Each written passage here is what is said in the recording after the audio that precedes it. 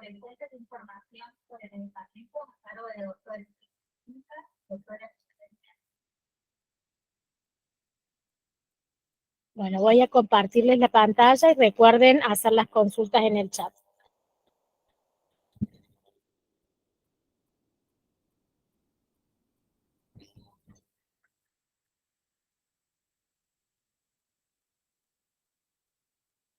¿Se ve bien? Bueno, los dejo con Caro. Gracias. Hola, buenos días. Bueno, yo les voy a hablar sobre medicamentos inyectables, ¿sí? Aspectos generales, vías de administración y la importancia de la conservación, la preparación y su administración. Los medicamentos hemoderivados, por las características que tienen, son inyectables, que tienen requisitos adicionales, especiales y específicos. Conocer acerca de su uso, sobre los problemas vinculados a este uso, requiere que hagamos poco en las formulaciones, en la composición y en los riesgos del uso inadecuado. Para empezar a hablar como más técnicamente, mirando el zoom bien grande, vemos que los hemoderivados son proteínas, ¿sí? Estas son macromoléculas biológicas, una cadena de aminoácidos que se enrolla con uniones relativamente débiles en su estructura secundaria, terciaria y cuaternaria, y esa estructura es lábil, ¿sí? Entonces no la podemos administrar por vía oral porque ahí se degrada y sí o sí requiere la administración inyectable. Esta proteína tiene una solubilidad que depende del pH, de la presión osmótica del medio o de la fuerza iónica. Entonces, bueno, hace que sea muy importante mantener la estructura para garantizar su estabilidad, ¿sí? Y de esa manera garanticemos un adecuado efecto terapéutico y evitar la inducción de la respuesta inmune, ya que si se modifica esa proteína se activan mecanismos inmunológicos. Entonces, sabiendo que el hemodderivado es una proteína, es que voy a contarles un poquito más qué otras cosas acompañan a estos medicamentos para que a la hora de administrar sepamos tomar decisiones. Bueno, la proteína, como les decía, puede sufrir problemas de estabilidad. ¿Cuáles pueden ser? Los problemas de estabilidad químicos que están vinculados sobre todo a los aminoácidos que están en la superficie de la proteína. Pueden ser oxidación, desamidación, hidrólisis, bueno, todos los que están listados ahí, y los componentes que podemos agregar para acompañar ese medicamento están vinculados a esos problemas de estabilidad química. O pueden sufrir problemas de estabilidad físicos.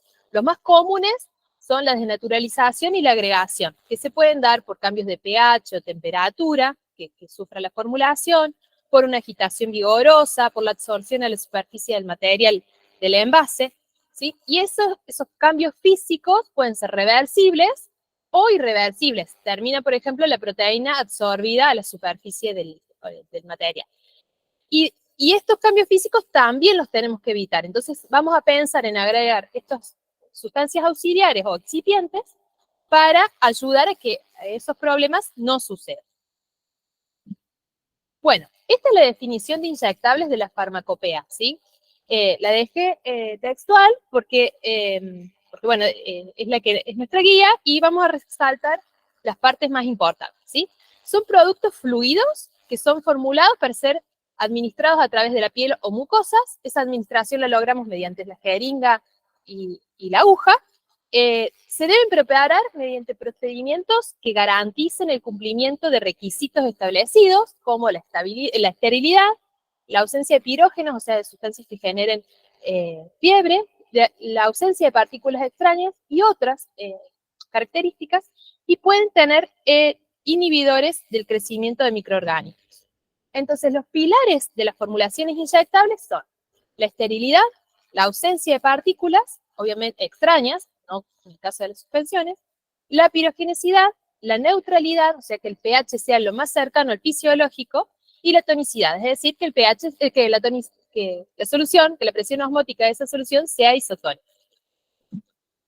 Bueno, vamos a ver un poquito la clasificación de las formulaciones inyectables, ¿sí? Estas pueden ser soluciones, suspensiones, emulsiones, polvos que nos permitan reconstruir. Sí. ¿Alguien levanta la mano? No, hasta todavía. Bien. Una solución o una suspensión o implantes, ¿sí? Los sólidos. Y también los podemos clasificar según el tipo de administración. Puede ser en bolo o para diluir o para perfundir, o sea, para hacer una infusión intravenosa. Un poco que la forma de denominarlas nos da idea de por qué vía se puede administrar, ¿sí? Entonces quería hacer un poquito esta presentación. Quizás acá se ve muy chiquitito, o la gente que está online lo puede ver mejor, pero cuando vemos un inyectable nos podemos dar cuenta de qué formulación tenemos de acuerdo al nombre, ¿sí? En donde está la forma farmacéutica y la vía de administración en el mismo rótulo. Entonces eso nos puede evitar errores.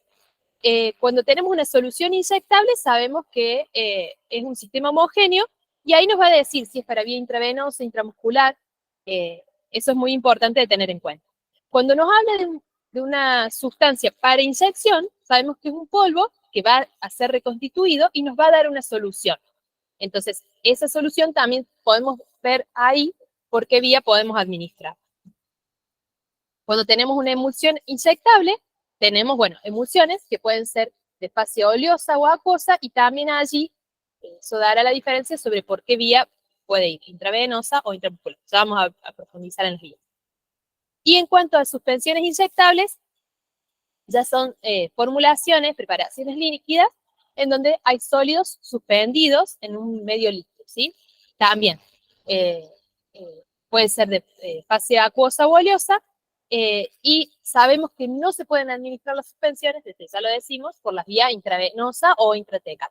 Esa no es tan común, pero la intravenosa no.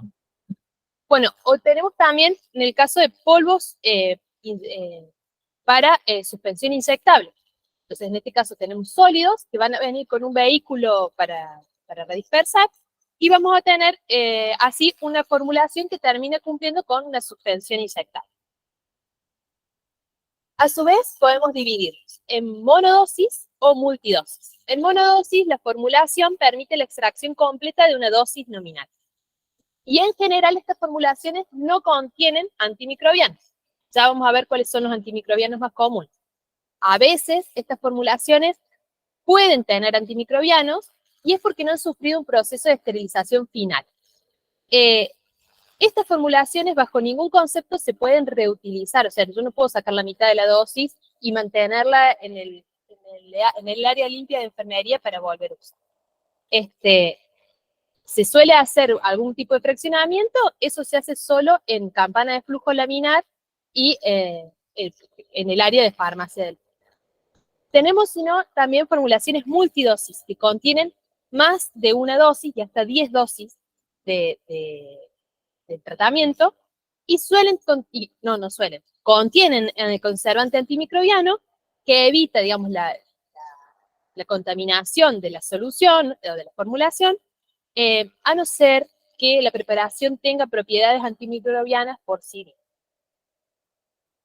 Bueno, a su vez, otra forma de clasificar los inyectables son entre pequeño y gran volumen. Las formulaciones de gran volumen hacen a todas estas formulaciones de fluidoterapia intravenosa y son monodosis, o sea, se utilizan en un único momento y tienen un volumen mayor a 100 mililitros. Y no van a contener conservantes antimicrobianos. Por otra parte, los inyectables de pequeño volumen son menores a 100 mililitros, y son estos los que pueden ser mono o multidosis. Bueno, para hacer poco, como les decía antes, sobre la composición, vamos a tener por un lado el principio activo, que es el que va a ejercer ese efecto terapéutico. En este caso van a ser las proteínas. Va a estar acompañado por un vehículo. Ese vehículo, en el caso de las proteínas, va a ser acuoso y a su vez puede llegar a contener algún cosolvente.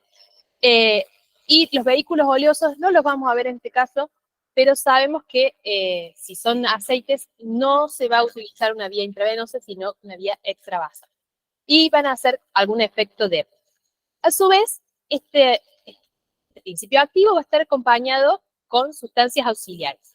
Esas sustancias auxiliares van a condicionar el sitio, se van a condicionar el principio activo que sea estable y compatible en la formulación, y a su vez a que sea la formulación aceptable en el sitio de administración, o sea, que sea fisiológicamente compatible.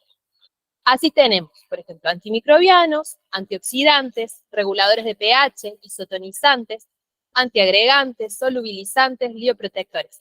Todos estos excipientes tienen que ser compatibles con ese principio activo y ese vehículo. O sea, la formulación tiene que garantizar la compatibilidad.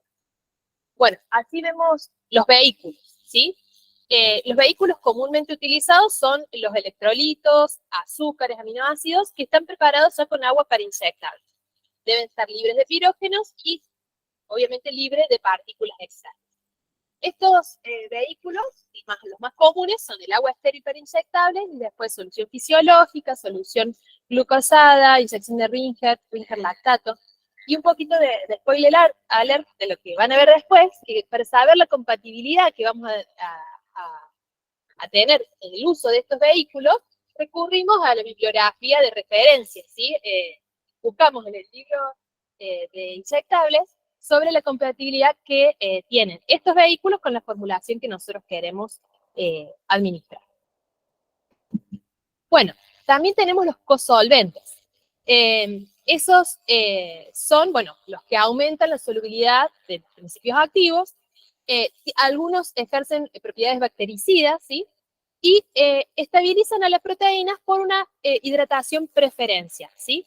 Acá les presento, son etanol, glicerina, propilenglicol y los polietilengliccoles de menor, o sea, de peso molecular menor a 600.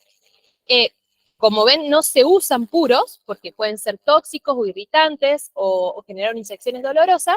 Se usan en distintas proporciones de acuerdo a la vía. También se utilizan otros excipientes para la vehiculización de proteínas. Algunos son solubilizantes, como los detergentes, que, bueno, previenen la agregación de las proteínas. Se utilizan como antiagregantes proteínas, por ejemplo, la albúmina se adhiere primero a la superficie del vidrio y de esta manera permite la estabilización de otras proteínas. Bueno, los cosolventes que generan esta hidratación preferencial y de esa manera evitan que agreguen las proteínas, o reguladores de pH, que lo que hacen es que la proteína se ubique a un pH distinto del punto isoeléctrico, que es el punto perdón, de menor solubilidad. Bueno, a su vez, se usan los conservantes antimicrobianos en las formulaciones de estas multidosis o las que no pueden ser esterilizadas en el punto final. Para las proteínas los más comunes son estos, así que si los ven en el rótulo los pueden identificar. Y como les decía, para saber si una formulación es mono o multidosis, lo vamos a ver bueno, en el rótulo y también en la posibilidad de que tenga tapita de goma. Entonces, vamos a poder identificarlo si es multidosis porque puede tener conservantes y a su vez un tapón de goma. Bueno, tenemos también los bioprotectores, que son aquellos excipientes que se usan para las formulaciones que sufren el proceso de liofilización.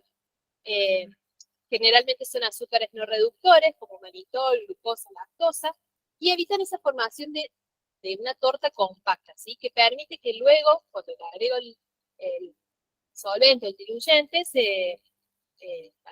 no solvente, va a permitir una redispersión rápida, ¿sí? A su vez, el proceso de liofilización evita el sobresecado y estabilizan a las proteínas. Bueno, otro excipiente muy importante son los antioxidantes, ¿sí? Tenemos antioxidantes verdaderos, como el ácido ascórbico, el sulfito de cisteína, y los quelantes, que son sinérgicos. Vamos a utilizar los quelantes solo cuando no hay metales o cationes como partes principales de la proteína, esenciales de la proteína.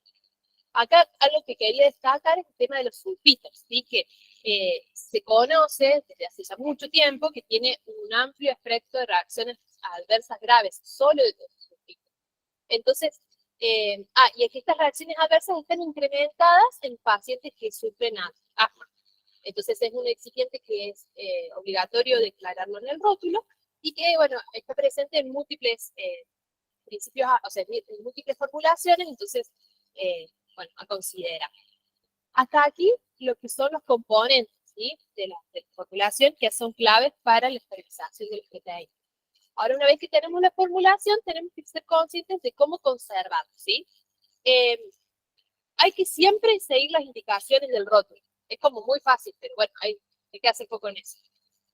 Los polvos liofilizados se mantienen en esa condición hasta el momento de su uso. En general se aconseja para estos productos almacenarlos en heladera y no, o sea, por más que uno piense, lo almaceno en un sitio frío, bueno, pero mejor si lo pongo en el freezer, no, porque eso desestabiliza la proteína, o sea, el congelamiento hace que el agua se reordene distinto y eso deshidrata la proteína, la agrega, y de esa manera podemos tener un precipitado que no necesariamente se vuelve a radical. Bueno, tenemos la fecha de vencimiento, que sí o sí hay que seguirla. La fecha de vencimiento se define como una fecha en donde la estabilidad está garantizada, o sea, límite hasta donde la estabilidad está garantizada, y a su vez tienen una fecha, los inyectables, de vigencia una vez abierto, o sea, una vez comenzado a usarse. ¿Sí? Hay que hacer un zoom muy mal acá, bueno, espero que los que están virtual lo puedan ver. Tenemos las condiciones de conservación y dice, una vez abierto, utilice en 28 días. El caso de este vial que le saqué la foto. Lo que tenía en el laboratorio no era un hemoderivado. Bueno, hasta acá vamos bien. ¿Sí? Bueno, en cuanto a las vías de administración, quería hacer foco en esto porque funcionan las formulaciones y que vamos a administrarlo por diferentes vías.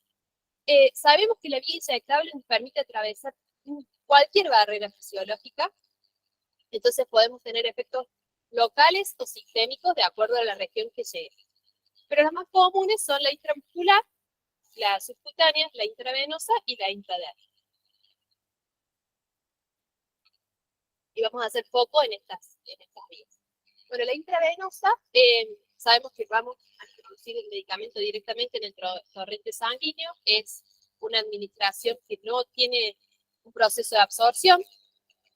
Podemos administrar desde soluciones concentradas a reposición de electrolitos, podemos hacer infusión intravenosa, y lo importante es hacer una administración lenta, principalmente cuando tenemos sustancias irritantes. Algo también a destacar es que si la solución es hipertónica, o sea, puede ser una infusión parenteral, podemos hacer una infusión en vías centrales. Y de esa manera hacemos que el efecto de la irritante de la circulación no dañe a las venas periféricas.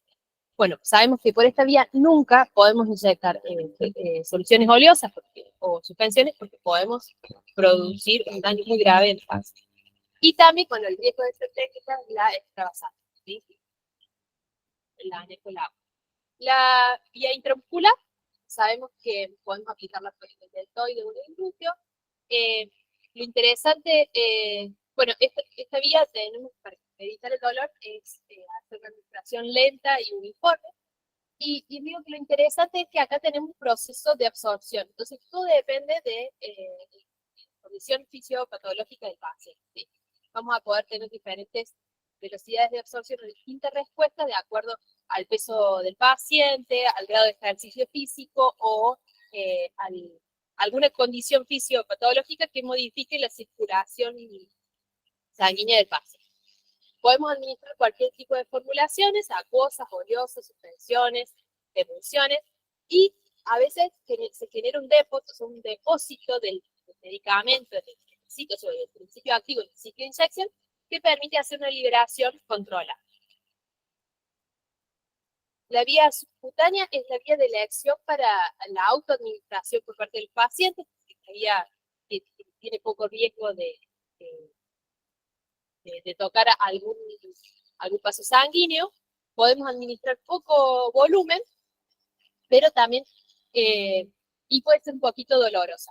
Entonces se utilizan a veces agentes de difusión, que son, por ejemplo, la hialuronidasa rompe las cadenas, rompe el tejido y de esa manera difunde mejor el fármaco. Esta formulación tiene que tener un pH y una tonicidad lo más cercano al fisiológico para evitar que sea dolorosa. Y acá, la vía intradermal, ahí si me equivoqué, no no está marcado es a nivel de la dermis, de la hipodermis, y permite, bueno, un volumen muy pequeño de formulación y está reservada principalmente para los medios, las pruebas de alergia, para las vacunas y algunos medios de control. Bueno, así como un recorto de este tema. Para las vías intravenosas, sí o sí, soluciones acuosas, ¿sí? Diluidas, y podemos utilizar las emulsiones, obviamente con fase que sea acuosa, que son las de nutrición parenteral. Las vías intramuscular y subcutáneas pueden utilizar vehículos acuosos con un pH comprendido entre 4 y 9, pero también los oleosos, las suspensiones y las emulsiones. La isotonicidad es clave en las vías subcutáneas, que puede ser doloroso, o la vía intestinal. Y siempre, por un tema de seguridad, preferimos suspensiones acuosas antes que soluciones oleosas. Por ahí algo más de los farmacéuticos, ¿no? De que queremos formular ese principio activo, bueno, siempre es preferible una suspensión, aunque sea por ahí complicado de controlar el tema del tamaño de la pasta.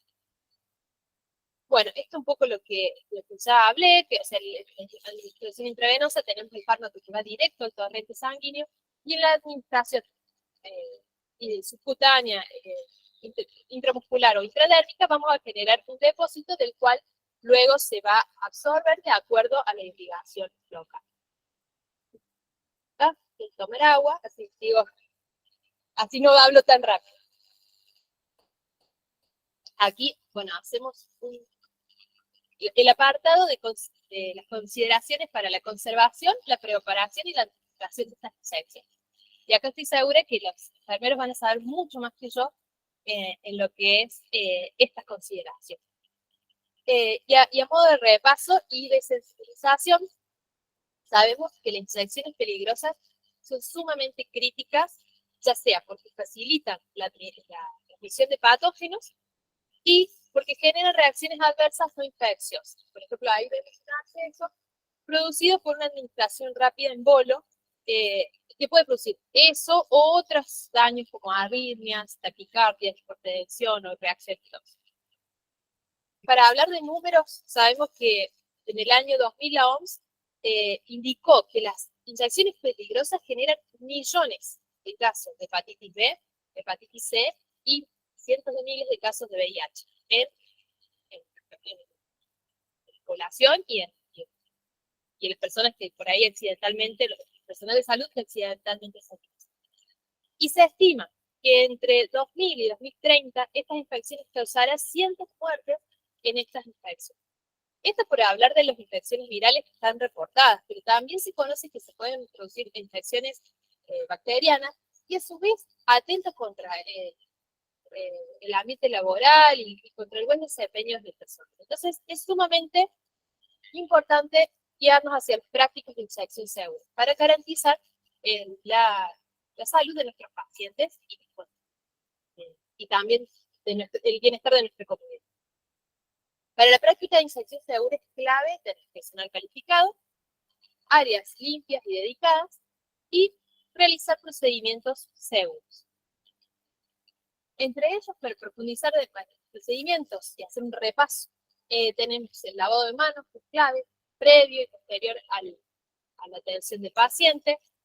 Si no podemos hacerlo con agua y jabón, utilizar un antiséptico adecuado. El uso de elementos de protección personal, particularmente guantes estériles, por procedimiento por paciente, de acuerdo a la necesidad. La desinfección adecuada de la piel en el lugar de la punción venosa. Fíjense que trato de poner siempre fotos porque personal usando guantes. Acá en este caso me falló porque el único ejemplo que tenía era el de la insulina, pero también la limpieza de los tapones de goma previo al pinchazo con algún agente desinfectante como alcohol, etanol o alcohol isopropílico, y también tener cuidado de no tocar nunca el tapón luego de desinfectarlo. Y la apertura de las ampollas con algún sistema sólido, ¿sí? No sé si lo tienen en enfermería, pero yo lo he visto, incluso están disponibles en Mercado Libre, están buenísimos. y eso evita el riesgo de accidente. Bueno, el adecuado uso de las jeringas y las agujas, ¿sí? A utilizar una jeringa y una aguja por cada vez que se perfore un vial, nunca reutilizarlas. Nunca reutilizar la jeringa, aunque, aunque esa jeringa no haya tocado al paciente. Nunca dejar una aguja en un vial multidosis como si fuera una jeringa, una aguja de venteo. Eso por ahí lo hacemos en farmacia, pero siempre bajo las campanas de flujo laminar, en condiciones de esterilidad. En la enfermería, no, una vez que ponemos una aguja y la dejamos ahí, estamos dejando toda la contaminación de la sala disponible a la congelación que inicialmente estaba en tela. Una vez que se retiró la aguja y la jeringa, hay que ponerle inyección cuanto antes y evitar el contacto de esa aguja con la superficie contaminada. Bueno, esto lo dije antes, no reutilizar la aguja, aunque no reutilizar la jeringa, aunque cambie la aguja. Luego, en cuanto a la respiración de los instrumentos, fue un uso cortante. Bueno, obvio, nunca reencapuchar. Y si es necesario, por alguna razón particular, hacerlo de modo monomanual y contra la bandeja. Descartar los objetos cortopunzantes de una manera segura, nunca con las manos, siempre valiéndose del descartador, y el descartador almacenarlo en un sitio segregado, y preferentemente bajo llave para evitar accidentes. Bueno, unas recomendaciones extras de seguridad. Siempre que podamos, por paciente, utilizar un vial monodosis.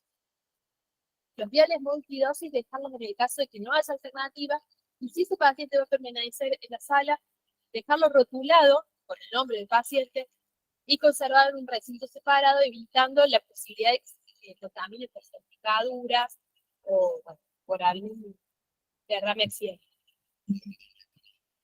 También no utilizar bolsas como fuente de suministro para diluir para varios pacientes, como les decía antes, salvo que se trate de servicio de farmacia que tenga una campana de flujo.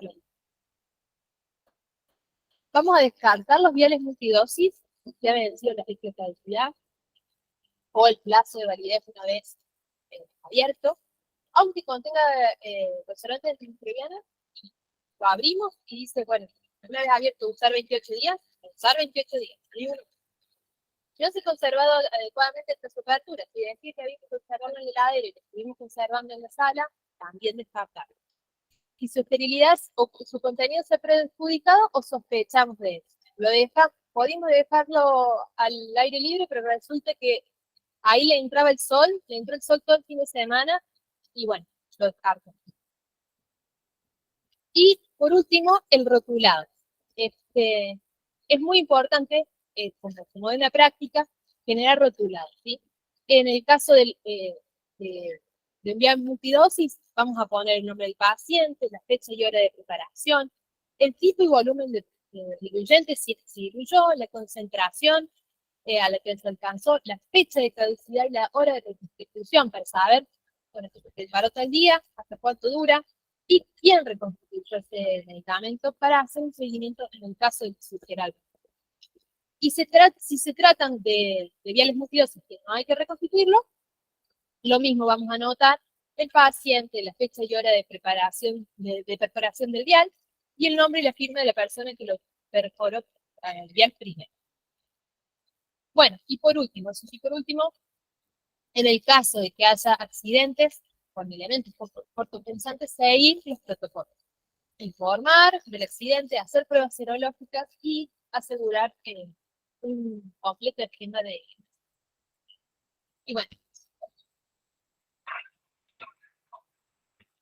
No sé si tienen dudas. No, bueno, queríamos aclararle al chat de nuevo que toda la jornada va a estar grabada y va a ser subida, porque, bueno, muchos pedían las diapositivas porque era muy interesante el tema, así que, bueno, queríamos aclarar eso. Hola, hola. Bueno, igual se escucha acá. Bueno, Vilma Alicia Cejas dice, ¿en qué medida el laboratorio de hemoderivados asesora a gobiernos municipales para la disposición intermedia y eliminación final de los residuos patógenos? Este comentario se realiza a la luz de que se sabe que las prácticas en la provincia de Córdoba es realizar la quema para que no se destinen a basurales a cielo abierto. Yo no te puedo decir, yo no sé de laboratorio, pero como parte de la universidad tenemos vías de recolección de residuos peligrosos, ¿sí? Y eso, forma de quemarlos, digamos, ahí la mejor forma de tratar eso. Hay diferentes formas de tratarlo, incluso con nosotros, además de, digamos, residuos cortopunzantes no generamos demasiado, pero sí de solvente, y bueno, tienen distintas vías de descarte y siempre bajo las normas de los residuos. ¿Micrófono? Bueno, que digo que ahí está, que como parte de la universidad estamos adheridos al descarte de residuos peligrosos bajo una normativa y que, bueno, seguimos esos protocolos, pero es como por ley, ¿cierto? No tenemos solo descarte de agujas, sino de otros solventes y también siguen corrientes específicas y hacemos caso a toda esa normativa. No es solo de la provincia de Córdoba, Argentina y creo que global, porque es la forma más segura que tenemos de eliminar los residuos.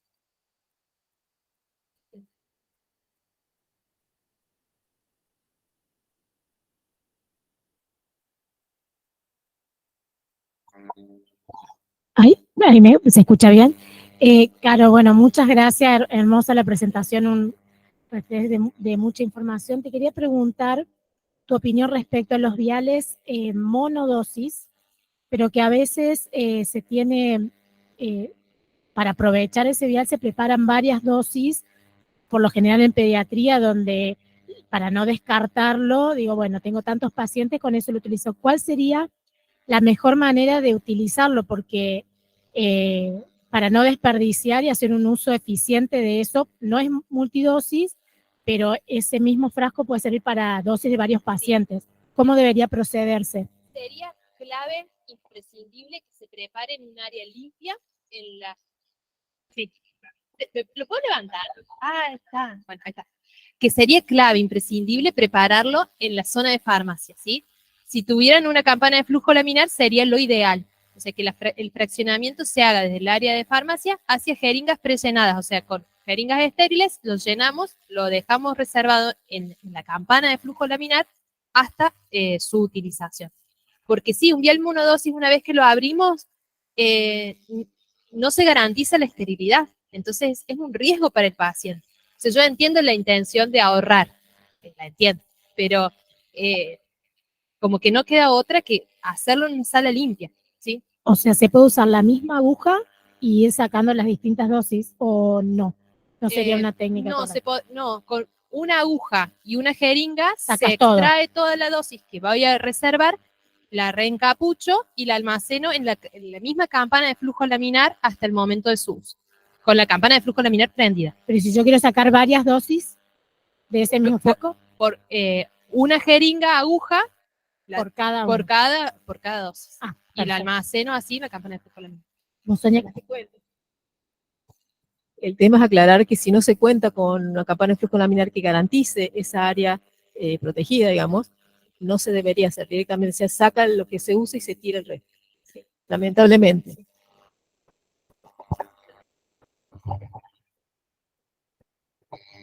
No, pero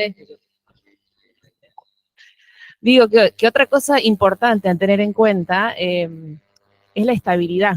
¿Cuánto tiempo lo vas a tener en la jeringa? ¿Sí? Porque la industria hace el estudio de estabilidad en el envase primario y en la jeringa que es plástico no. Entonces es otra cosa fundamental, ¿no? Sí. Y algo que no mencioné, que es la estabilidad microbiológica. O sea, la estabilidad química, física y microbiológica, ¿no? De esa formulación. Sí, que ahorremos, pero no generemos un problema mayor. Hay Creo que bibliografía. el tema del plástico, la parte de interacción, yo lo digo porque trabajo en la industria y uno estudia mucho la parte de envases, y hay un estudio y de pronto decís, bueno, lo paso a la jeringa y no es el envase, entonces eso también hay que tener mucho cuidado. Sí. Sí, en el libro Handbook de inyectables van a tener información de cuánto dura esta formulación reconstituida, cuánto puede durar en la jeringa, es compatible o no con la tubuladura, pero bueno, como dice Manín, a veces si no está escrito, no lo hagamos, sí, no hay garantía, exactamente. Bueno, justamente Graciela Martínez había preguntado si se podían, o sea, si todas las ampollas de vidrio podrían reemplazarse por plástico. Creo que ya quedó claro. Claro que no.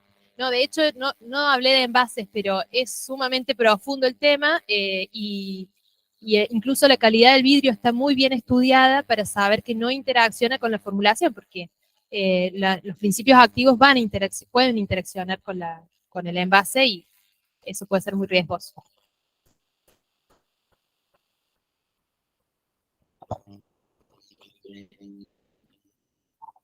Hola, una pregunta. Yo hago pediatría. Un ejemplo, sabemos preparar, te doy un ejemplo. Una antisulfacta, que se administra cada 6 horas. Yo puedo utilizar la misma que preparo a las 0 horas, que trabajo noche, por eso. Sí. A las 0 horas, la misma la puedo utilizar a las 6 de la mañana. Ay, me matas con ejemplos puntuales, porque no los manejo. Pero que sea que quede en el envase de vidrio.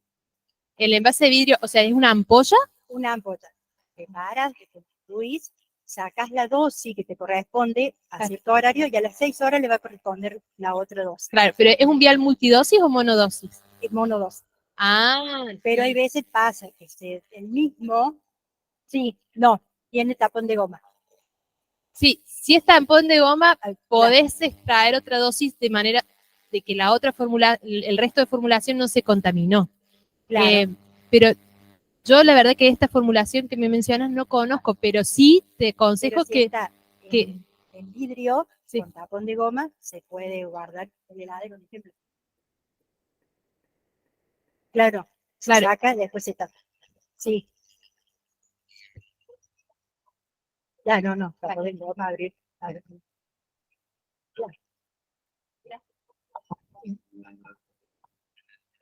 Ay.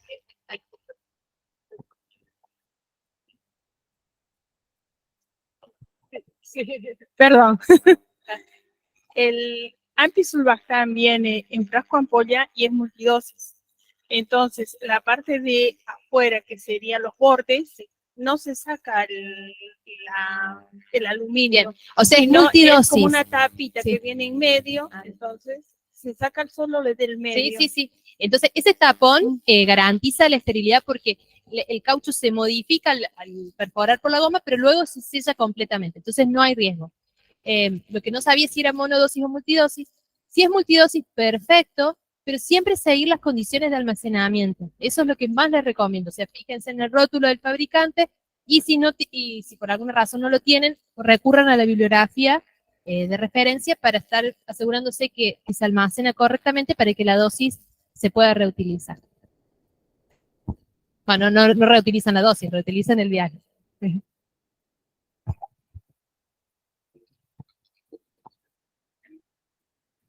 Hay varios comentarios respecto a la estabilidad. Bueno, Elena Vega dice, hay que revisar los datos de estabilidad que menciona el fabricante. Jessica Analia Rollón dice que hay que estudiar la estabilidad y ver que no se contamine. Y bueno, Elena Vega dice, si el tapón de goma es autosellable, se podría inferir que la estabilidad microbiológica no estaría comprometida. Bueno, los primeros dos no sé si son preguntas o comentarios, pero claro, sí, exactamente. La estabilidad está garantizada por el fabricante en las condiciones de almacenamiento que se estudiaron. Y en cuanto a la contaminación, y no tanto, porque si yo, tengo una jeringa y una aguja estéril, pero limpié el vial, me aseguré que esté limpio para que no se contamine. Pero puedo usarlo una vez. Ya después, obviamente no puedo volver a pinchar con la misma aguja, obviamente no si la administré en un paciente, pero bueno, las condiciones ambientales no estamos bajo esterilidad, entonces puedo estar introduciendo patógenos si esa aguja que estuvo al aire vuelve a pinchar al vial. Y después, sí, bueno, la forma de minimizar la contaminación es siempre usar una jeringa y aguja estéril. Pero bueno, por eso también los viales tienen hasta 10 dosis, para evitar, o sea, tiene un conservante antimicrobiano que ante la posibilidad de contaminación inhiba la proliferación de microorganismos, pero no puedo abusar de la cantidad de pinchazos que den ese mismo vial. No sé si quedó contestada la pregunta a la persona que la hizo. Había una pregunta más, que es la última ya, sobre la temperatura de las ampollas. ¿De almacenamiento? Dijeron la temperatura. Almacenamiento. Yo les recomiendo que siempre sigan las indicaciones del fabricante. Si hay que almacenar en heladera. Si es a temperatura ambiente, bueno, se almacenar en temperatura ambiente. A veces podemos cometer, o sea, siempre es importante seguir las indicaciones, porque por ahí dicen entre 15 y 30 grados. Si es entre 15 y 30 grados, no en la heladera, porque puede precipitar el principio activo. Y eso puede ser más riesgoso que el posible efecto de querer preservar el medicamento en una temperatura menor. Aporto algo al respecto a la temperatura, que cuando diga temperatura ambiente, vean el detalle de qué es temperatura ambiente, porque la temperatura ambiente en el norte de Argentina es una y en el sur es otra. Sí. Entonces, temperatura ambiente, ¿a qué se está refiriendo el fabricante con ese dato? Porque puede congelarse o estar a una temperatura muy alta. Así que ese es un dato muy importante también. Sí, en general dice temperatura ambiente controlada y es hasta 25 grados. Si dice a temperatura ambiente se supone que es hasta 30. Bueno, sitio frío en la heladera. Bueno, muchas gracias, Carolina, por tu charla.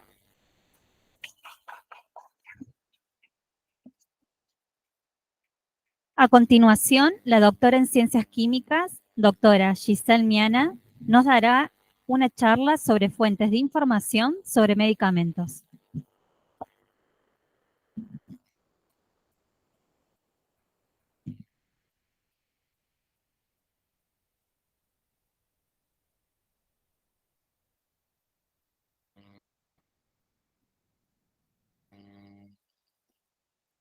Bueno, buenos días.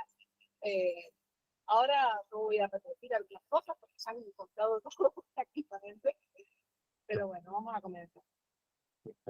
Bueno, los temas en esta presentación son varios: medicamentos, tipos y fuentes, características de base de datos confiables, por conservación, protección y administración de medicamentos. Justamente lo que nosotros vamos a mostrar es como el detalle escena del informe, ¿sí?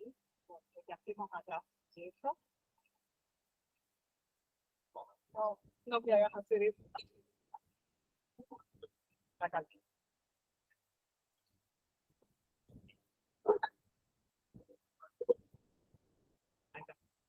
Bueno, a ver si me escucha mejor ahora. También les voy a hablar de servicios de información sobre medicamentos, de servicios de información de medicamentos y las consultas que pueden hacer el centro de información. Bueno, el centro de información de medicamentos ya les contó Sonia con anterioridad, depende de la Facultad de Ciencias Químicas, estamos acá ubicados en la universitaria. Funciona desde el año 94 y ofrece servicios de información sobre medicamentos a la comunidad. El perfil ocupacional de los consultantes corresponde mayoritariamente a farmacéuticos, sí, pero se vio un cambio en época de pandemia. Este perfil mayoritario de farmacéuticos cambió a público en general y otros profesionales sanitarios, sí. Tuvimos, así como venían las olas de COVID, una ola de consultas. Estaban todos muy perdidos porque, bueno, cuando empezaron a salir las vacunas nadie sabía o no había información. La gente estaba desesperada, todos lo sabemos. No llegaban, no llegaban muchas consultas. De hecho, hemos recibido más del doble, casi 3 veces la cantidad de consultas que se reciben en un año normal. Pero mayoritariamente, y de hecho, estamos volviendo ahora a esa normalidad donde son los farmacéuticos los principales consultantes.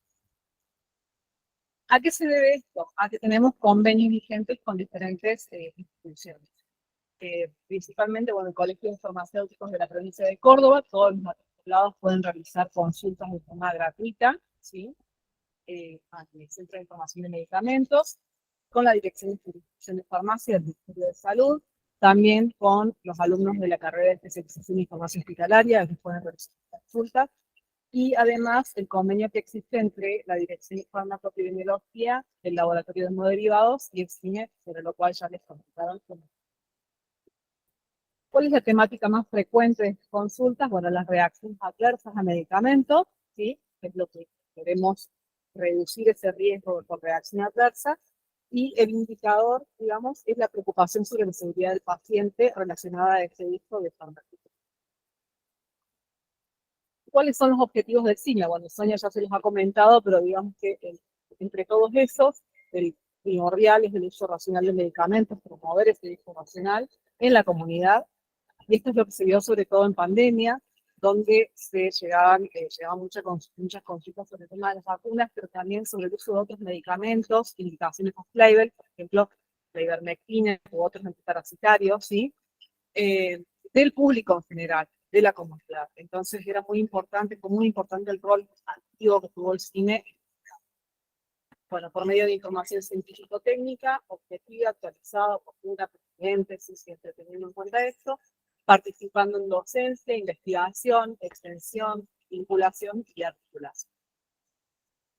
¿Cuáles son las funciones principales? Bueno, están detalladas acá, sobre todo lo que es información pasiva, cuando nos llegan solicitudes de información de medicamentos, y además, bueno, la información activa, como por ejemplo, realizar informes o boletines y publicaciones científicas, además de colaborar en la elaboración de guías farmacoterapéuticas, de participar en actividades académicas de docencia, investigación, vinculación, y participar también en estudios de utilización de medicamentos y actividades de farmacovigilancia. En este caso también podemos destacar en pandemia se realizó un estudio de utilización de vacunas que se estaban administrando, un trabajo que se hizo junto a encuestas que se le hacen a la población. Bueno, pero les vengo a hablar sobre información sobre medicamentos, ¿sí? De todo eso, ya les dijeron cómo tiene que ser esa información sobre medicamentos, objetiva, completa, correcta, precisa, comprensible, pertinente, tiene que estar disponible en mi tiempo. Eso es algo muy importante porque, por ejemplo, si un farmacéutico, voy a decir comunitario, una persona farmacia, llega al paciente con reacción adversa, si está la información ya, no podemos esperar 3 semanas o 5 meses en darle la información que está necesitando. Entonces, que esté en un tiempo útil, además de todas las otras consideraciones. Y esta información se obtiene de fuentes confiables, actualizadas, que han sido seleccionadas. ¿Qué tipos de fuentes o cuáles son las fuentes en las cuales se busca información?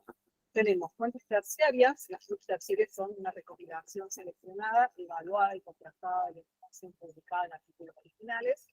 Siempre vamos en la búsqueda, haciendo una búsqueda de información general a una información más específica. Perdón, que no estoy el micrófono en la mano. Bueno, vamos de una información general a una información más específica. Esto ya lo vamos a ver más adelante, pero por ejemplo en la búsqueda comenzamos con el Martindale, ¿sí? Es un libro donde encontramos información general, hacia otros, por ejemplo, supongamos que estamos buscando información sobre reacciones adversas, vamos a ir a un libro específico con ese tipo de información. ¿Qué desventaja tienen este tipo de fuentes? Es el tema de la actualización. Hay que tener mucho cuidado porque pueden estar desactualizadas. Y son los típicos libros que tenemos a mano siempre. Bueno, si no encontramos la información en una fuente terciaria, nos vamos a una secundaria. Las fuentes secundarias son sistemas que recogen referencias bibliográficas o resúmenes de artículos publicados en literatura. Un ejemplo es Medline, por ejemplo, donde tenemos ahí estos resúmenes y nos dirige directamente hacia la fuente primaria sin de nuestro interés, ¿sí? Esa es una fuente secundaria. Y bueno, las primarias son los artículos originales. Todo esto es justamente para poder elaborar una respuesta que sea correcta, completa, actualizada y que tenga respaldo científico. Bueno, como ya les dije, tenemos esos 3 tipos de fuentes, pero ¿qué pasa cuando no encontramos la información que nos están pidiendo en las fuentes de información? Bueno, si no las encontramos en ninguna, llegamos a la primaria y nos seguimos sin encontrar esa información, tenemos otras fuentes alternativas. Esas fuentes pueden ser otros centros de información de medicamentos, agencias sanitarias gubernamentales, otros profesionales de la salud que estén especializados en el tema, y por último, los laboratorios de las especialidades farmacéuticas. Bueno, entonces, como les dije, yo vengo a contarles como el detrás de escena de este informe, y el informe que se elaboró en conjunto con el Laboratorio de Hemoderivados. Fue elaborado desde el CIME, bueno, por Marina Suárez, y justamente lo que se quería era actualizar toda la información que había sobre hemoderivados en conservación, preparación y administración de estos derivados. Bueno, como les comenté con anterioridad, comenzamos con las fuentes terciarias. En primer caso, digamos, fue consultar a la Martindale, este libro, que nos va a brindar información del fármaco en general, que es contrastada, evaluada y es imparcial. Este libro se divide en capítulos con monografías por grupos terapéuticos, y de esta fuente terciaria tenemos toda esta información: nomenclatura, usos, efectos adversos, tratamientos, precauciones, interacciones y fármacos. Nosotros acá veíamos sobre todo, o apuntábamos a la información sobre conservación, preparación y administración, que era justamente lo que nos interesaba para el. Otra fuente terciaria que utilizamos, justamente el FAM de drogas inyectables, que contiene datos sobre compatibilidad, estabilidad, almacenamiento y preparación de medicamentos, y reúne información sobre fármacos parenterales disponibles en Estados Unidos y en otros países. Acá encontramos esa información, y también justamente era de utilidad para este informe. Acá parece muy sencillo, yo ya se les estoy mostrando como de dónde sacamos, pero bueno, no es tan fácil así. Esta se denomina fuente terciaria especializada. ¿Sí? ¿Se acuerdan que les había dicho que íbamos, por ejemplo, de una fuente de información general de la Martindale a una especializada, y después seguimos buscando en secundarias o primarias? Esta es terciaria, pero es especializada. Después de la Martindale consultamos esta bibliografía. Las fuentes que están abajo, Drax.com, que ya la vamos a ver más adelante, Micromedex y Clinical Pharmacology, la toman de bibliografía esta fuente al cambio, ¿sí? La toman como bibliografía. Entonces, si consultamos esas fuentes, tenemos información de la que está en este libro. Bueno, justamente otra de las fuentes que se utilizó fue el Clinical Pharmacology. Esta fuente nos da toda esta información. Hay que remarcar que es una fuente de acceso restringido. El CIME tiene el acceso porque está suscripto, ¿sí? Pero bueno, hay que pagar para poder ingresar y obtener toda la información. Es una fuente terciaria también, pero es una fuente terciaria que a su vez nos brinda la información del artículo original, nos da la referencia, o sea que podríamos ingresar si nos interesara para conocer cuál fue la fuente de esa información, ¿sí? La primaria. Y tiene información acerca de indicaciones, dosis, formas farmacéuticas, administración, que era una de las cosas que nos interesaba para este informe, reacciones adversas, contraindicaciones, compatibilidad endovenosa. O sea, es una fuente que consultamos muchísimas veces para todo lo que son solicitudes de información de medicamentos. Otra fuente terciaria, acá ya les saqué de ahí del costadito el informe porque esta no la usamos, pero es muy importante, se las quería traer para que la tuvieran en cuenta para sus búsquedas si en algún momento necesitan consultar sobre algún medicamento. Es esta Drax.com, ¿sí? El link está ahí abajo. En la barra de búsqueda, o sea, acá, ahí, acá podemos colocar el nombre del medicamento o del fármaco que nosotros queramos buscar, ¿sí? Y nos va a traer la monografía. En esa monografía tenemos todas estas informaciones disponibles. Y dentro de esa información tenemos también lo que es preparación, almacenamiento y administración. También cumplía, digamos, para poder usarlo en este informe, no lo utilizamos porque estábamos usando el CAM, ¿sí? Y el Clinical Pharmacology. Es de remarcar que esta fuente es una fuente de acceso gratuito, o sea que pueden utilizarla en cualquier momento, y es confiable, a pesar de que van a ver que les aparece publicidad, por ejemplo acá, es una fuente confiable. Ustedes, si necesitan una información de manera rápida, pueden consultar ahí y van a obtenerla fácilmente. Otra fuente terciaria que se utilizó para este informe es GSK. Esta fuente también es de uso gratuito, sí, pero acá tenemos que registrarnos como usuarios. Es el único limitante que en realidad, bueno, es hacerlo una vez. También es confiable, solo, bueno, van a ver que tiene publicidad, pero es una fuente confiable. Y en la barra de búsqueda, por ejemplo, ahí no está señalizado, colocamos el nombre del fármaco que queremos conocer información. Por ejemplo, en este caso yo había buscado albúmina, ¿sí? Entonces la ficha que me trae es esta, donde puedo observar de este lado toda la información que contiene de esta fuente de información, entre ellos dosificación y uso, interacciones, efectos adversos. Fíjense que también está lo que es administración, preparación y almacenamiento, estabilidad y compatibilidad, que es información muy importante a la hora de la preparación, de la conservación. Y bueno, también tiene incluido un folleto para el paciente. Así que bueno, eso también está. Y tenemos, por ejemplo, dosis y usos en pacientes adultos y en pediatras. Bueno, acá está lo que se utilizó para el informe, sobre todo la información que se tomó de acá, que sería lo que es compatibilidad, preparación, administración y almacenamiento. Esto que justamente recién por ahí consultaban, que no sabían, bueno, primero ver qué indica el fabricante, y si por algún motivo no encuentran esa información, pueden recurrir a estas fuentes que son de acceso gratuito. También Medscape tiene una aplicación que la pueden descargar en el celular. Van a poder encontrar ahí toda la información como si estuvieran explorando la página. Se ve exactamente igual acá, el nombre del fármaco y tiene toda la misma información, ¿sí? Y van a encontrar más de 8.000 medicamentos, hierbas y suplementos en esta fuente. Otra fuente terciaria que se utilizó para este informe fue justamente Stabilis, que, como bueno, les digo ahí, es una fuente terciaria que es especializada, lo mismo que pasaba con el handbook de inyectables, es especializada en estabilidad y compatibilidad. Acá pueden encontrar, bueno, justamente estabilidad y compatibilidad de mezclas, y para el informe se utilizó sobre todo esta información para la preparación. Esta página no es complicada, pero bueno, hay que prestarle atención cuando uno empieza a explorarla, ¿sí? Van a ver que al costadito, acá dice lista de moléculas, ustedes ingresan ahí, les va a aparecer el listado de moléculas, dice, en este momento hay 855, y acá tienen las distintas vías de administración. En nuestro caso, queríamos conocer acerca de inyectables, ¿sí? Y ahí ya el listado de moléculas disminuye a 477. Bueno, cuando voy a hacer la búsqueda sobre albúmina, por ejemplo, voy a buscar en este cuadrito que está acá arriba, está marcado. Pero antes de eso, lo que les recomiendo es que siempre exploren esto que se llama listas resumidas, está al costadito, porque ahí nos muestra todos los simbolitos, ¿sí?, que nos van a ser de utilidad para poder comprender la información que nos está dando la fuente.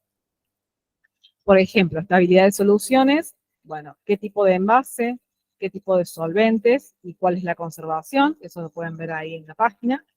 Después, en el caso de compatibilidades, estos simbolitos me indican si es incompatible o compatible, y acá en este cuadro podemos ver los tipos de solventes, ¿sí? Por ejemplo, el verde es cloruro de sodio, que eso lo van viendo a medida que van explorando. Cuando acercan el mouse, les va a aparecer el cartelito como aparece acá. El rojo es la glucosa, acá es nutrición parenteral, ¿sí? Y, por ejemplo, Rinser, lactato, que estaba bien claro ahí. Está bien claro por. Entonces, una vez que tenemos claro eso, vamos a la búsqueda y vamos a encontrar, por ejemplo, en el caso de la albúmina humana, las compatibilidades. En este caso no es lo que buscamos para el informe, porque para el informe de la albúmina humana en diferentes solventes, ¿sí? Acá está, justamente, yo les puse este ejemplo que trae está justamente la compatibilidad con otros fármacos.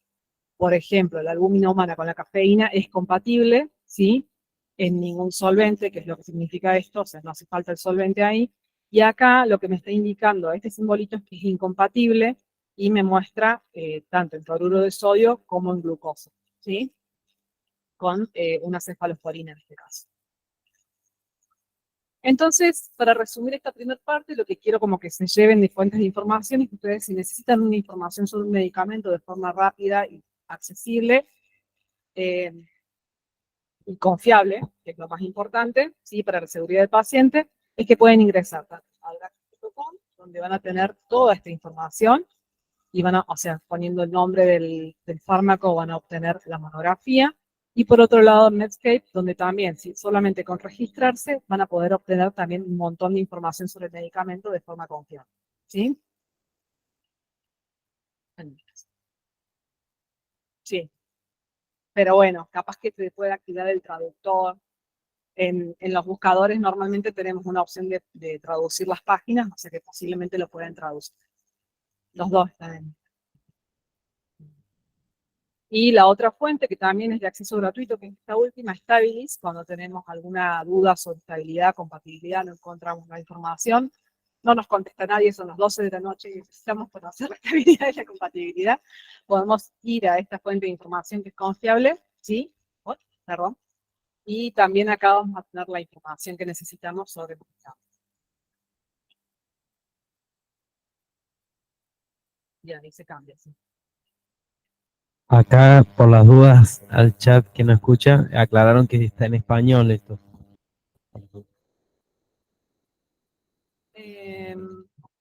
Bueno, y para seguir, lo que les voy a comentar ahora es sobre el tema de las consultas al centro de información americano.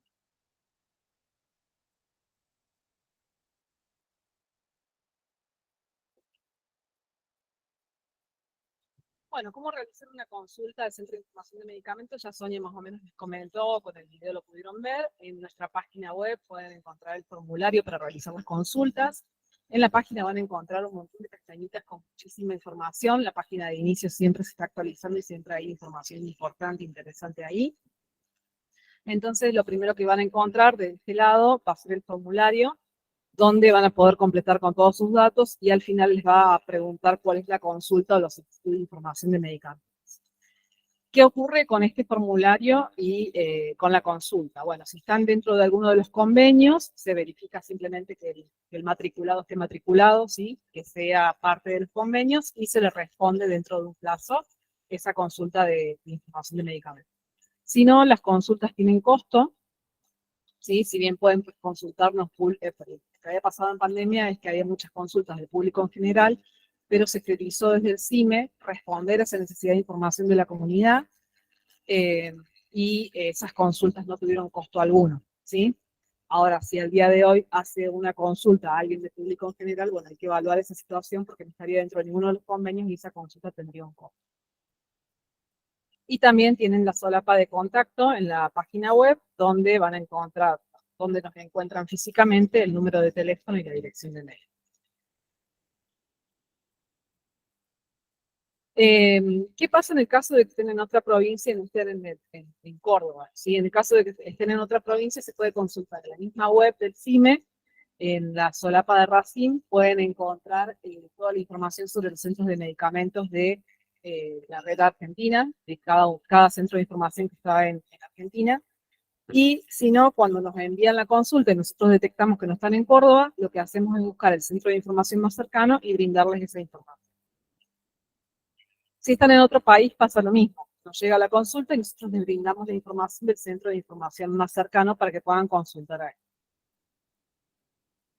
Bueno, ¿cómo es esta búsqueda, este proceso, digamos, cuando nosotros recibimos una solicitud de información de medicamentos? Ustedes llenan el formulario en la página, nos llega un mail con la solicitud de información de medicamentos, inmediatamente nosotros vemos los datos del consultante y vamos a ver ahí si pertenecen al público en general, si son farmacéuticos, otros profesionales sanitarios, quién nos está consultando.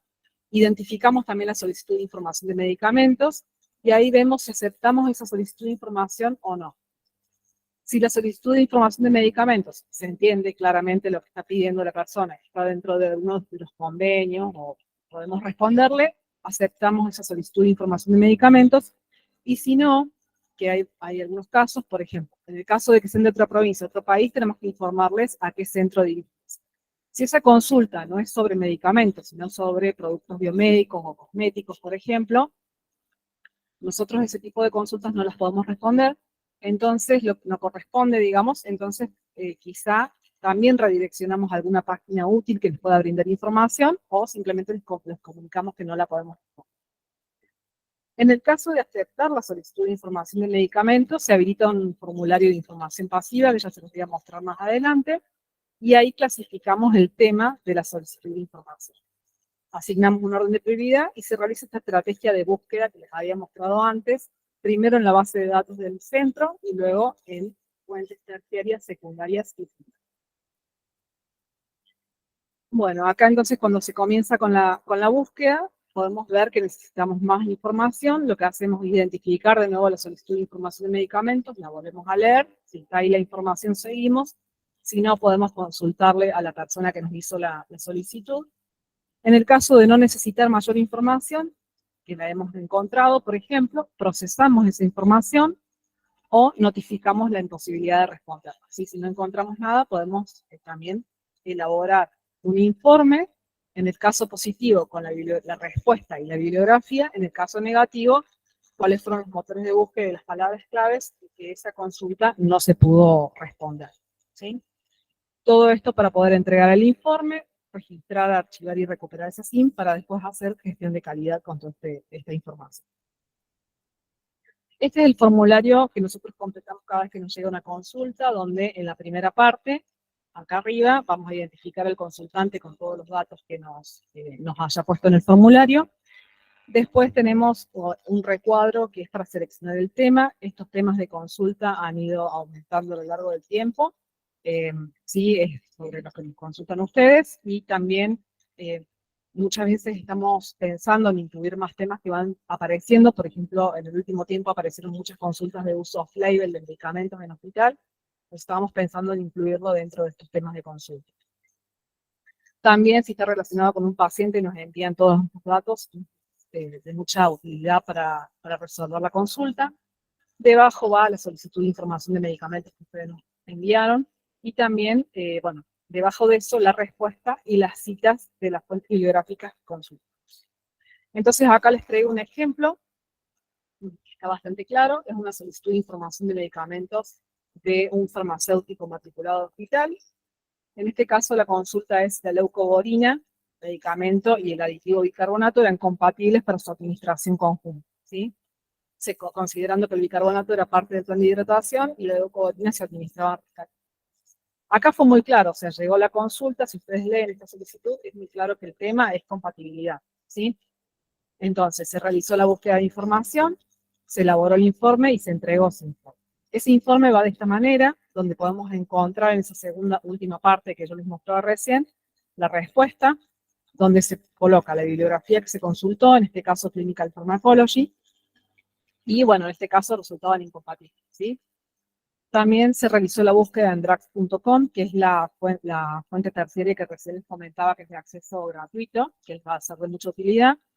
Y también acá se encontró que leucoborina con bicarbonato de sodio son incompatibles. Entonces simplemente, bueno, se le respondió a este farmacéutico, se colocó cuáles eran las fuentes bibliográficas que se habían consultado, y bueno, acá van los datos de quién responde la consulta, la fecha de finalización y el tiempo requerido. Y muchas gracias.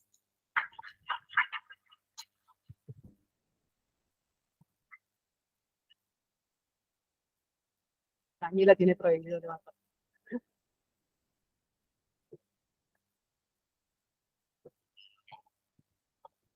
¿Se escucha? Bueno, gracias Gise, muy linda la presentación. A una pregunta, no sé si es para vos o para Sonia, la que quiera, pero ¿qué cantidad de consultas reciben anualmente, mensualmente más o menos? ¿Y cuáles son los profesionales que más consultas hacen o si tienen de todo tipo? ¿Cómo es el perfil del consultante y la cantidad? ¿Puede responder usted? Responda entonces. Gracias. En años normales, vamos a decir, años como bueno, en la normalidad, digamos, sin una pandemia de por medio, tenemos entre 90 o 110 consultas aproximadamente al año, eso en los últimos años, ¿sí? De 2019 para acá es lo que estoy diciendo. Pero ¿qué pasó? En 2021 y en 2022, finales de 2020, ese número aumentó. 2021 hubo casi 300 consultas. Ahora está volviendo, digo años normales, porque ahora está volviendo a ser normal, ¿sí? El perfil del consultante siempre es farmacéutico con casi 80%. Otros profesionales sanitarios también, pero muy poco. No sé si se debe a que no, a la falta de convenios o de que lo conocen o de la forma de llegar a tener al CIME, digamos, poder llegar al cine para consultar. Estamos acá en Ciudad Universitaria, deberíamos ser muy accesibles para todos. Pero bueno, se dio ese aumento y ahora está volviendo.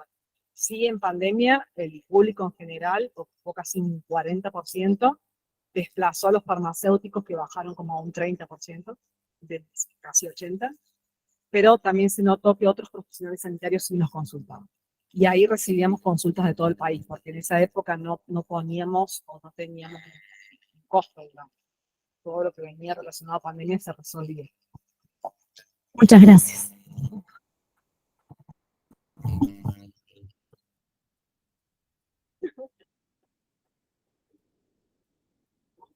Bueno, en realidad, preguntar sobre el costo de Buenos la días. consulta. Quería saber si se puede saber el costo de una consulta. En realidad lo vamos actualizando periódicamente. En este momento nos quedó prepandemia, o sea, está bajísimo, pero ya hay un proyecto nuevo de actualización. El proyecto que pusimos ahora es más o menos, hoy estaría en más o menos 10.000 pesos una consulta, una resolución, más o menos 10.000 pesos, pero lo que pasa es que lo vinculamos para no tener que estar actualizando permanentemente, que no nos da tiempo la burocracia, a un cargo docente, un monto, una fracción, pero bueno, hicimos más o menos así, pero referido a una primera instancia, es decir, bueno, un módulo de 2 horas, más o menos, y si llega a ser más lo que se requiere para resolvérselo, acordar con el consultante, o sea, no, tampoco lo vamos a multiplicar así automáticamente, eso es mucho acordar. Y depende, en algunos casos, lo mismo, cuando vienen instituciones públicas, generalmente lo resolvemos o les decimos, tenemos convenio con el colegio farmacéutico, háganlo a través de farmacia, que también es la forma también muy práctica. Incluso a los pacientes muchas veces les hemos dicho eso. Tienen un farmacéutico cerca, piden al farmacéutico la consulta. Y más, garantizamos que tenga un profesional que también le ayude con la información. Así que bueno.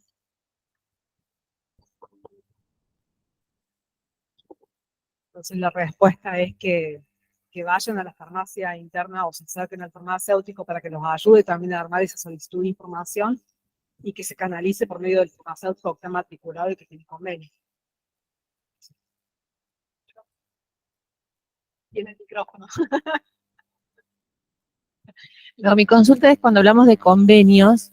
Digo, yo estoy en la parte privada y por ahí digo, no hay no sé si hay convenios, si es necesario a través de la parte privada hacer un convenio o solamente si vos tenés una consulta puntual, poder, digamos, resolverla puntualmente o si es necesario sí o sí un convenio. Si estuvieras matriculado, podrías hacer la consulta directamente, si hay algún matriculado en la industria, que tiene que haber un DT. A través del DT la canalizan directamente sin ningún convenio, digo. Muchas gracias. Si quieren hacer convenio, no sé, soñar ahí la que... No creo que sea necesario, o sea, digo, porque a veces son dudas muy puntuales que uno tiene y obviamente el DT está matriculado, no soy yo, pero digo, se puede resolver así. Muchas gracias.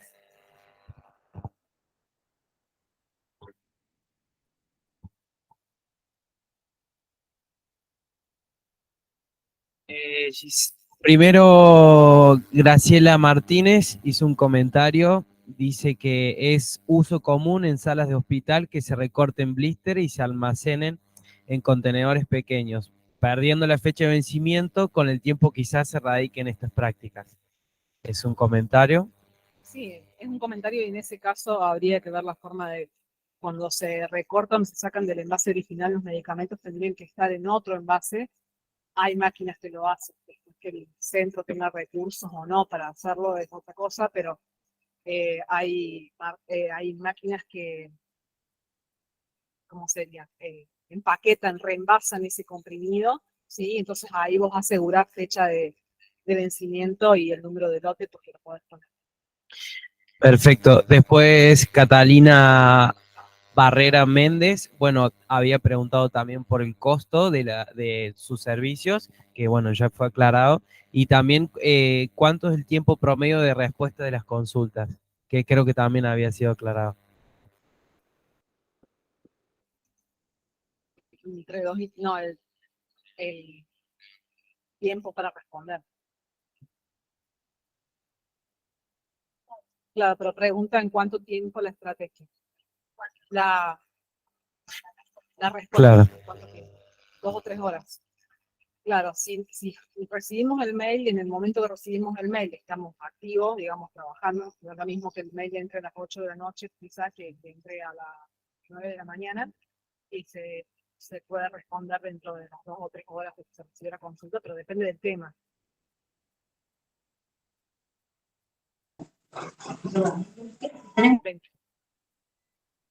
Claro, eso, el tiempo de demora en la respuesta va a depender de la urgencia y también de la cantidad de información que se necesite. Porque de paso.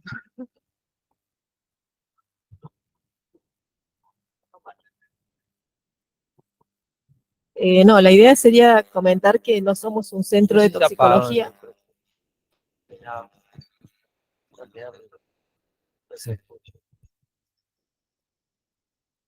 Aclaramos que no somos un centro de toxicología y de intoxicaciones, sino que somos un centro de información de medicamentos. Entonces, no deberían llegarnos consultas urgentes, o sea, para resolver, estar 24 horas abiertos, sino que son generalmente consultas de farmacoterapia, de dudas, de interacciones, de esto, de aquello, tienen un margen mayor.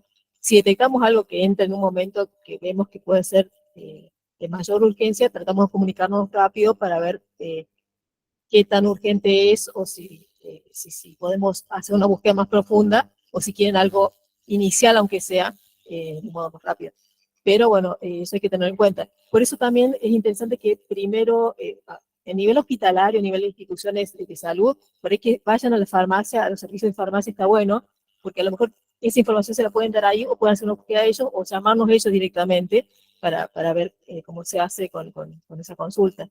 Pero bueno, en general no son tan urgentes, entonces por ahí lo recibimos un día y se informa que se recibió la consulta y que se está trabajando en eso y se va organizando las prioridades del día a día, digamos, nuestro, ¿no?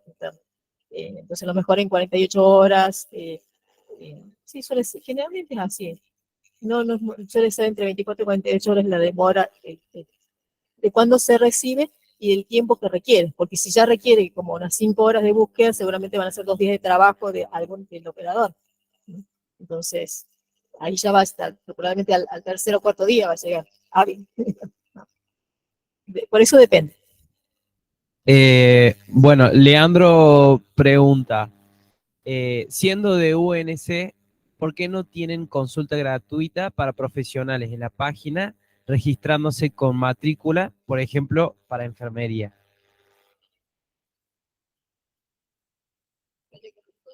Claro, no hay convenios con esas escuelas, digamos, o con los colegios que los nuclean, o los consejos. En realidad, Perdón. Sí hemos respondido consultas a de docentes de las otras facultades, a veces nos hacen consultas y bueno, eso sí lo hemos resuelto como universidad en forma gratuita. también hay que tener en cuenta, como dijo Sonia antes, que si bien el CIME no tiene fines de lucro, sí el personal que está en el CIME tiene que tener un ingreso, digamos, está bastante complicado ese tema. Entonces, por ahí se necesita del costo de la consulta. Y lo que arreglan esos convenios es justamente pagar por el servicio que se presta. Entonces, quizás es simplemente acercarse a ver qué se puede hacer. Bueno, y... Lo pidan los particulares. Perfecto. Perfecto. Y por último, Laura Chociano pregunta, ¿tienen convenio con el Colegio de Farmacéuticos de Salta? No tenemos convenio. Habría que hacer algo. O sea, recientemente, para una jornada que hicimos hace poco en junio, se contactaron de Colegio Farmacéutico de Salta con nosotros para retransmitir eso, una jornada que hacemos también en forma híbrida. Así que bueno, sería cuestión de verlo. Pero bueno, o también, y la otra es que vean en la región, a lo mejor pueden hacerlo. Tucumán se reactivó recientemente, o sea, tendríamos que verlo con ellos. Claro, quizá en la página que yo les mostraba la solarita esa de... no puedo. Les mostraba la solapita de Racine recién en la página web, por ahí explorando, encuentran algún centro de información más cercano que les brinde la información a ellos. Y si no, bueno, la otra. Hacer un comentario. Perfecto, muchas gracias. Eso sería todo. Muchas gracias, Giselle, por tu charla, a Sonia también por los aportes. A continuación realizaremos un receso.